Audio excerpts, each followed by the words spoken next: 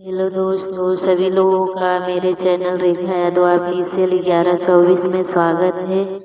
तो गाइस, मैं एक बहुत ही प्यारा निर्गुण गीत दर्द भरा लेकर आई हूँ। अभी आप लोग को सुनाऊंगी। कैसा लगेगा कमेंट बॉक्स में जरूर बताना, और हाँ, अच्छा लगेगा तो चैनल को सब्सक्राइब करना ना भूलना। धन्यवाद। के करा हीरो वाले गंगा जी बढ़ी अइली, के करा हीरो वाले जमुनवा हो, के करा हीरो वाले गंगा जी बढ़ी अइली,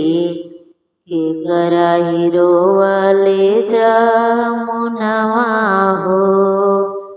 के करा हीरो वाले धोती के खूट भिजेला,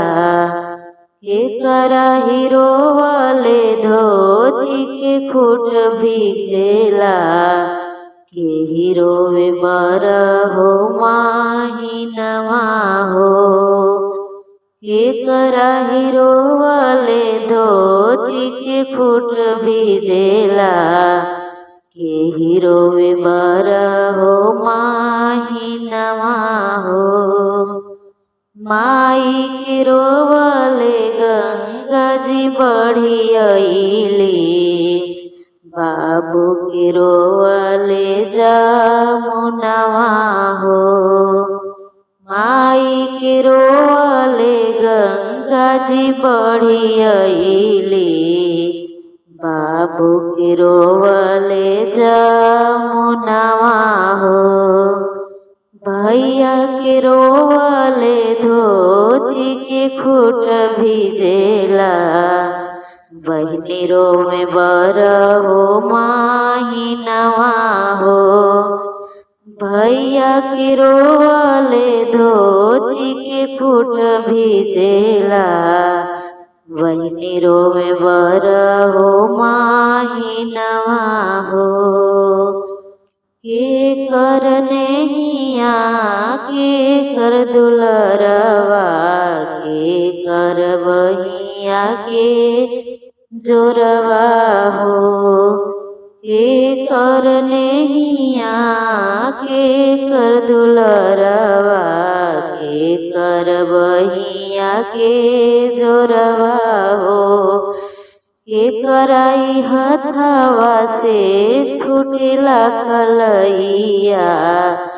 के करा से छूटेला सिंहरवा हो, के कराई हथवा से छूटेला कलैया, के कराई हथवा से सिंहरवा हो, माई के नेहिया बाबू के दुलरवा, माई के नेहिया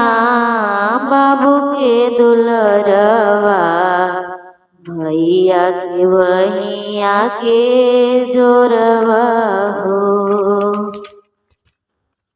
बहिनी के हथवा से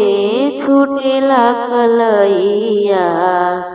बहिनी के हथवा से छूटेला कलैया, धनिया से छूटेला सिंहरवा हो, बहिनी के हथवा से छूटेला कलैया, धनिया से छूटेला सिंहरवा हो, के करा हीरो वाले गंगा जी बढ़ी अइली,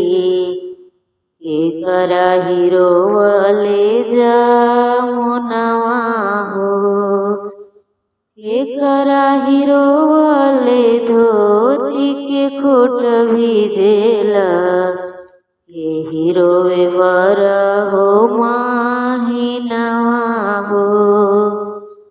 माई के रोवले गंगा जी बढ़ी अइली, बाबू के रोवले जमुनवा हो, माई के रोवले गंगा जी बढ़ी अइली, बाबूजी के रोवले जामुनवा हो,